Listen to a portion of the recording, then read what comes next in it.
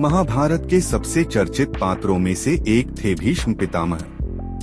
हृदय से दयालु, मर्मस्पर्शी, सदैव सन्मार्ग पर चलने वाले भीष्म पितामह को अपने जीवन में इतनी पीड़ा क्यों सहन करनी पड़ी? पुराणों में बताया गया है कि महापुरुष होते हुए भी आखिर उन्हें इतनी यातनाएं क्यों सहनी पड़ी। यह सब उनके पूर्व जन्म के पाप का नतीजा था। भीष्म पितामह के पूर्व जन्म के बारे में शास्त्रों में बताया गया है। शास्त्रों के अनुसार 8 वसु थे। एक दिन सभी 8 वसु वशिष्ठ ऋषि के आश्रम में गए। भीष्म पितामह भी अपने पूर्व जन्म में उन 8 वसुओं में से एक थे। उस जन्म में उनका नाम द्यौवसु था। द्यौवसु को आश्रम में बंधी हुई कामधेनु गाय को देखकर लालच आ गया। उन्होंने उस गाय को चुरा लिया और बाकी सभी वसुओं ने गाय चुराने में उनकी मदद की। वशिष्ठ ऋषि को जब इस बारे में पता चला तो उन्होंने सभी वसुओं को पृथ्वी लोक पर मनुष्य के रूप में जन्म लेने का शाप दे डाला।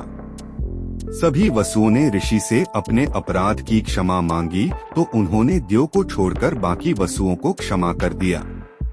उन्होंने उनकी सजा को धरती पर जन्म लेते ही शाप से मुक्त होने तक सीमित कर दिया, मगर द्यौ को लंबी आयु तक मनुष्य के रूप में अकेले बिना किसी जीवन साथी के धरती पर रहने की सजा को बरकरार रखा। 8वें वसु का जन्म धरती पर गंगा जी और राजा शांतनु द्वारा हुआ था। गंगा जी ने राजा शांतनु से वचन लिया कि उनकी कोई भी संतान जन्म लेगी तो उस पर पूर्ण अधिकार गंगा जी का रहेगा और राजा उनको किसी भी कारण रोकेंगे तो गंगा जी वहां से सब छोड़कर चली जाएंगी।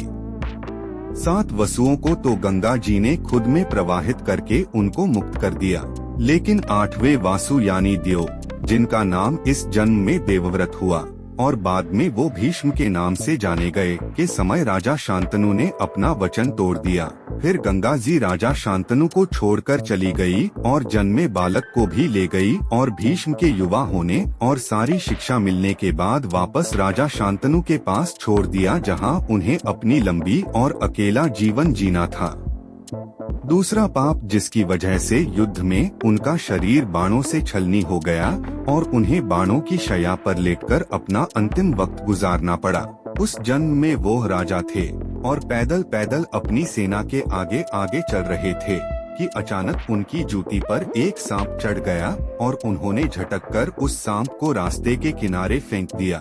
वह सांप कांटेदार झाड़ियों पर जाकर गिर गया और काफी दिनों के बाद उसका शरीर कांटों से बीधन जाने के कारण तड़प तड़प कर उसकी मौत हुई थी।